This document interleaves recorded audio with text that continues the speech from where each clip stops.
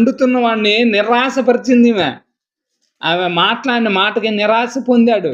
ఈరోజు మనం కూడా అంతే, బాగా భక్తి చేస్తూ, ఆరాధన చేస్తూ, దేవుని స్తుతిస్తూ, దేవుని వాక్యంలో ఎదుగుతున్నప్పుడు మనల్ని నీరు గార్చే వాళ్ళు వస్తారు, నిరాశలోకి దోసేసే వాళ్ళు వస్తారు.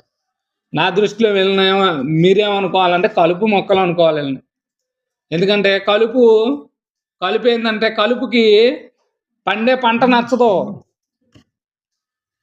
పంట నచ్చదు, కలుపుకి ఏంటంటే నేను పెరగాలి, నేను కనపడాలి, కానీ పంట కనపడకూడదు. ఈరోజు చెప్తున్నది ఆ నిరాశలో ఏలియా ఉన్నప్పుడు ఏలియాని దేవుడు అంటున్నాడు, ఈరోజు అలిసిపోయిన ఏలియాని దేవుడు తృప్తిపరిచాడు. 34 కీర్తన 19వ వచనంలో. ఎందుకంటే మనకి కష్టాలు వస్తాయి, కన్నీళ్ళు వస్తాయి, కానీ దేవుడు నీతిమంతులకు కలుగు ఆపదలు అనేకములు, వాటన్నిటిలో నుండి యెహోవాని విడిపించును అని ఉంది. ఆపదలు కలుగుతాయి అమ్మ. ఇప్పుడు నీతిమంతుడు అయిన ప్రకారం ఆపదలు రావని, ప్రవక్త అయినంత వరకు ఆపదలు రావని, కష్టాలు రావని, బాధలు రావని యేసుప్రభు చెప్పలా. ఇన్ని కష్టాలు వస్తే తర్వాత ఏలియా ఏం చేశాడో తెలుసా? 19వ అధ్యాయం 8వ